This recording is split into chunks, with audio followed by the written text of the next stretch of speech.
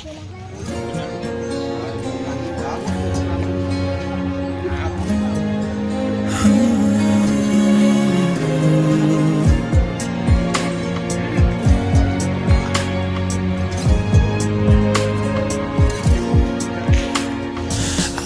know that you could easily take away everything you've given me, and I try to remember not to take anything for granted, 'cause I know that one day suddenly this will all come to an end. So my last wish is for you to be pleased with me.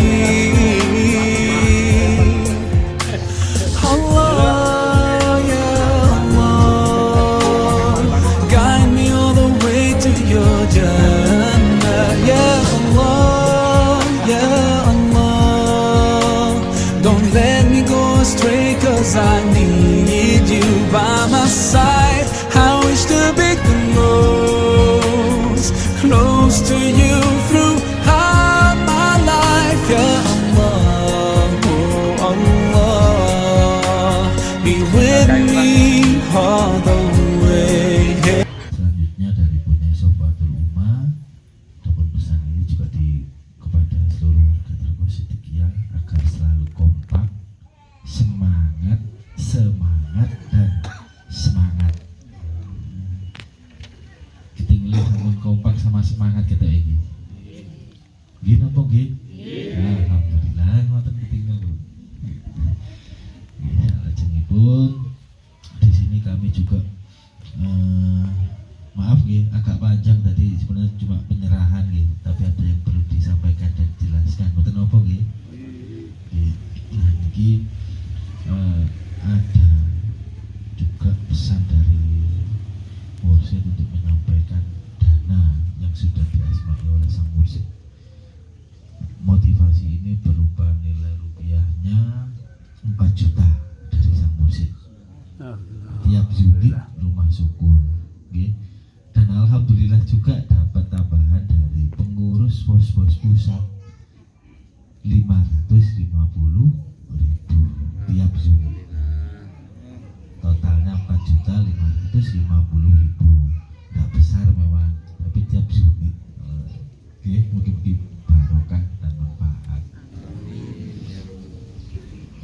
Total unit kurang lebih tahun ini ada 129 ya, pernah 129 130-an lah. Dan alhamdulillah tahun ini juga ada tambahan handle pintu, okay? Baru kami juga dari hamba Allah di handle pintunya. Setiap rumah unit rumah syukur ada juga dapat tambahan itu.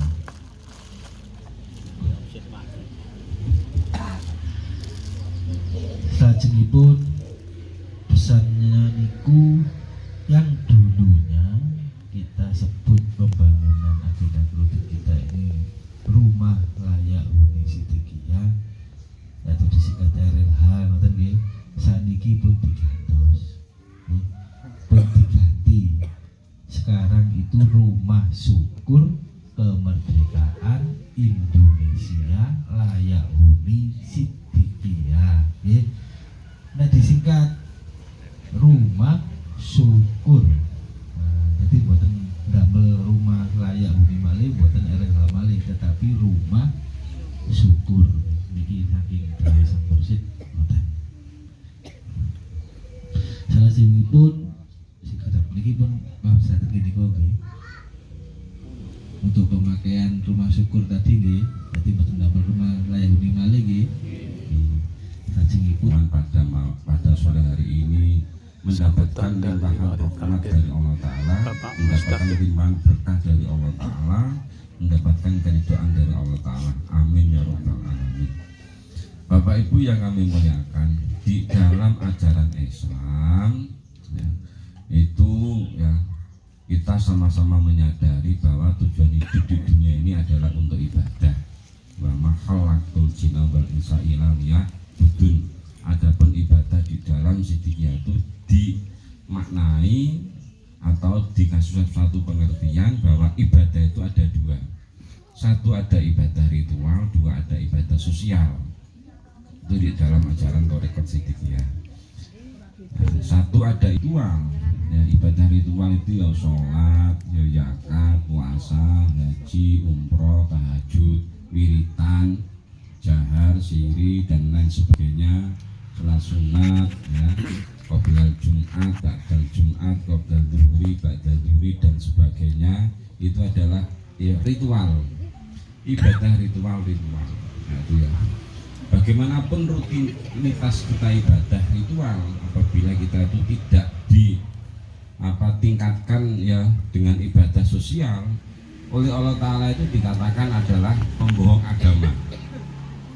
Allah Ta'ala itu dawuh dalam surat Al-Ma'un, Ara'aital ladzi yukadzibu bidin. Apakah kamu tahu siapakah yang dikatakan pembohong agama itu? Jadi Allah itu tanya kepada kita semuanya, apakah kamu tahu siapakah pembohong agama itu? Yang dinamakan pembohong agama itu adalah orang-orang satu yang mentelantarkan ya anak yatim. Nah ini mentelantarkan anak yatim, menghardik anak yatim, dan tidak mau memberi makan pada orang-orang fakir miskin. Fala yukadzi Ara'aital ladzi yukadzibu bidin wala yaqudu ala ta'amil miskin. Ya. Fawailul lil musallin, walaupun dia itu sholat tapi diancam neraka wel. Karena apa? Karena dia itu tidak mau memperhatikan anak yatim, tidak mau memperhatikan orang-orang miskin, orang-orang fakir miskin. Nah inilah. Nah, jadi bagi warga Thariqat Siddiqiyah, bagi mursyid Thariqat Siddiqiyah itu kita diajak bagaimana kita itu ya tidak sampai kita itu dicap sebagai orang pembohong agama. Karena apa? Karena kita itu tidak mau memperhatikan orang-orang fakir miskin. Walaupun sholat kita itu rutin ya, rutin mamane umroh bolak-balik naik haji, bolak-balik umroh di Mekah, tetapi apabila kita itu medit dengan orang-orang fakir miskin, ya medit dengan anak yatim piatu, itu dikatakan pembohong agama. Dan nanti kalau kita di akhirat kok ada hubungan dengan masalah al-hisab, dihisab ya katanya dia tuh sudah sholat, ya Allah Ta'ala mana sholatmu? Ya, saya sudah sholat, ya Allah, saya sudah zakat, sudah puasa, sudah haji, mana sholatmu? Ya, pembohong kamu, karena kamu tidak mau memberi makan pada orang-orang miskin. Maka dari itu di dalam Siddiqiyah itu agar kita itu rutinitas ibadah kita itu ada buahnya, maka ya kita ya disuruh untuk ibadah sosial kemanusiaan. Jadi ibadah rutinitas itu ibaratnya itu tanaman padi, buahnya itu adalah ibadah sosial. Walaupun toh begitu bagaimanapun kita itu tekun dalam bidang rutinitas agama, tanpa ya ada ibadah sosial dikatakan pembohong agama. Bahkan diancam fawailul lil musallin. Nah, ini neraka wel bagi orang-orang yang sholatnya itu karena dia tidak mau memperhatikan itu tadi anak yatim dan orang fakir miskin.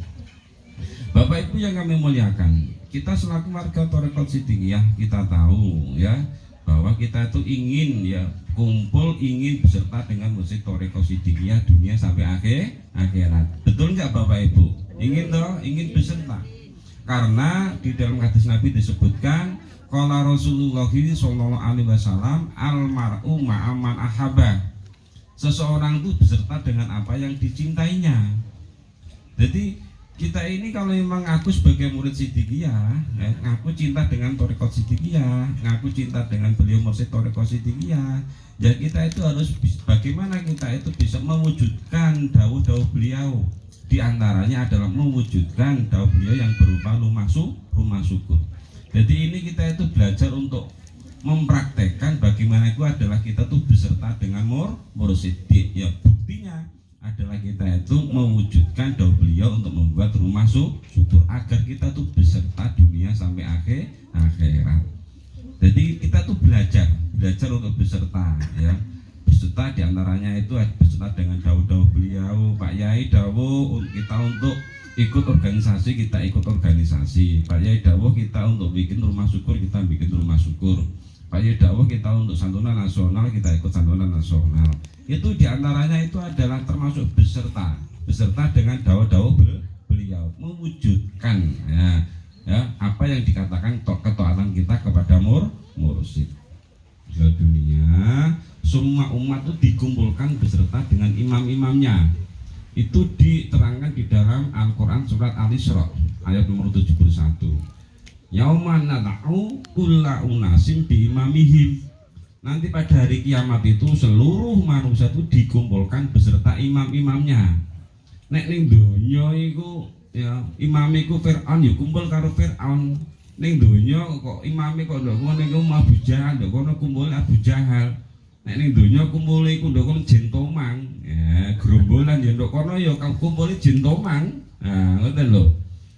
Ning donya gak gelem kumpul karo Pak Yai, njaluk kumpul karo Pak Yai mboten mungkin bisa. Nah, maka dari itu kita hati-hati Bapak Ibu ya. Jangan sampai kita tuh pedot dengan musik toreko sehingga timbul kesadaran, gitu loh. Tingkatkanlah kesadaran warga toreko Siddiqiyah. Pernah ya? Suatu saat itu sahabat itu tanya, ya seperti ini kumpul-kumpul kepada Rasulullah. Ya Rasulullah, saya tanya, ya, saya minta satu fatwa saja, atau kami minta satu fatwa saja, yang fatwa itu bisa membahagiakan kami. Bagaimana sabda Rasulullah? Ya, qala Rasulullah sallallahu alaihi wasallam, ya, al-insafu min nafsika. Nah, timbul atau kesadaran yang timbul dari dalam dirimu sendiri. Si kurang puas tanya lagi ya Rasulullah, saya tanya, ya, saya minta satu fatwa untuk membahagiakan kita semuanya. Bagaimana jawaban Nabi yang kedua? Tetap al-insafu min nafsika. Yang ketiga, cek kurang puas tanya lagi ya Rasulullah, saya minta satu aja fatwa yang membahagiakan kita semuanya. Bagaimana jawabnya? Tetap sama, al-insafu min nafsika. Kesadaran yang timbul dari dalam dirimu sendiri. Maka dari itu Bapak Ibu semuanya monggo ya, kalau betul-betul toreko kita amalkan, timbul di dalam hati kita kesadaran kita kalau sudah timbul, insya Allah apabila ada suatu hubungan dengan masalah perintah dari beliau mursyid, tidak ada rasa hal yang keberatan, karena ya hati kita sudah timbul kesadaran. Lain dengan hanya tahu dengan sadar itu masih tinggi sadar tingkatannya.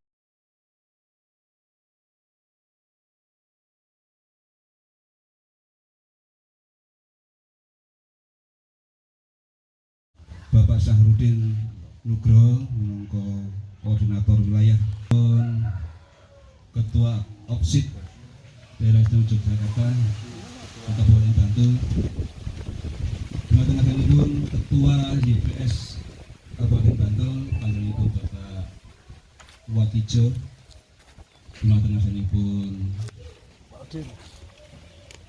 Ketua ya monggo pesan ingkang sampun ngaturaken prasasti saha uang saking